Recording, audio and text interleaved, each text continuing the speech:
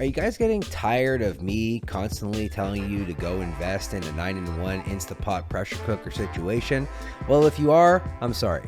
But if you aren't, here's another banger recipe. Now, before I go on explaining what I actually did, I made this entire dish, the slaw, the pickles, and the ribs inside of an hour. For the ribs, I'm cooking them two ways. First, I'm gonna pressurize them, get them cooked down. Then I'm gonna add some barbecue sauce to it and cook them again. But before I do any of that, I'm making a rub to coat this entire rack. It's pretty standard issue: garlic powder, onion powder, smoked paprika, a little bit of cayenne, and of course some brown sugar. It's the brown sugar that's pretty much the backbone of this entire rack of ribs. Now, maybe your air fryer or your pressure cooker is a little bit smaller than mine, and that's totally okay. You could just cut the ribs down to size, making sure that they fit accordingly. For the inside of the Instapot or the pressure cooker, I'm going to add some other ingredients, a little bit of soy sauce, but the key here is some Dr. Pepper. You could use any type of cola you want, Coke, I don't know, A&W, root beer, whatever. Yes, we are pressurizing the meat and it will tenderize it, but for added tenderizing, you want to add that cola because it's a carbonated water that's going to seep in between the bones of the meat and the meat to really make it soft and tender. I decided to go with my own custom barbecue sauce, and it's really, really easy, but you can also just use whatever barbecue sauce you love. I'm not trying to get in between you and your taste buds. And for the bread and butter pickles, ooh,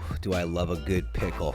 I'm using some large and in-charge cucumbers, so you just want to slice them up about 1/4 of an inch thick and then add them to a mason jar with some onions. Or in this case, add them to a bowl and mix them together, then place them in a mason jar. And for the pickling liquid, like always, I'm going with a quick pickle because I don't have patience when it comes to eating, and I'm hungry. For the quick pickle, it's super, super simple. I'm just going to add a little bit of water to the pot with some regular vinegar and some apple cider vinegar. And then I'm going to add a couple more ingredients. So I'm using brown sugar, but you can easily use regular sugar, and a pinch of salt, some celery seed, and some mustard seeds. How do you know it's done? Well, when the sugar has dissolved into the liquid and you see no more granular bits, it's time to add it to the mason jars that are filled with cucumbers and onions.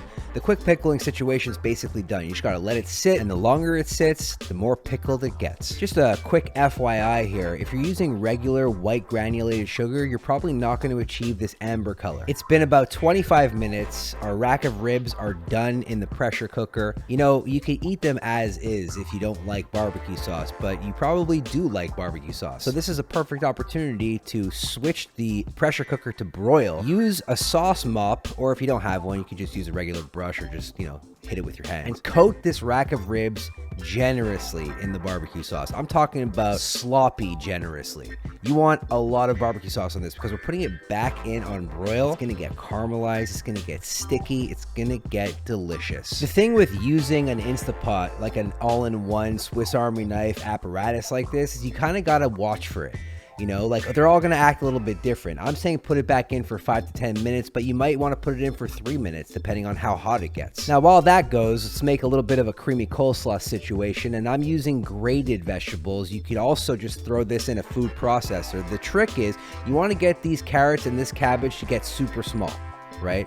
I want this to be creamy. I'm looking for like a KFC consistency of creaminess. If you know, you know. And in case you missed that, I added mayonnaise with sour cream, sugar, ground mustard, and the pièce de résistance for this creamy slaw, a teaspoon of Old Bay seasoning. All right, let's do a little spot check before we make a quick little platter here. We got our creamy coleslaw. It is hella creamy. We got our very large and in charge bread and butter pickles, and obviously fall off the bone baby back ribs made inside of a pressure cooker, made inside of an hour. Yes, it is possible to achieve fall off the bone ribs in an hour. All you got to do is head over to recipechampions.com and check out the full step-by-step recipe today. Thank you all so much for watching. Bye.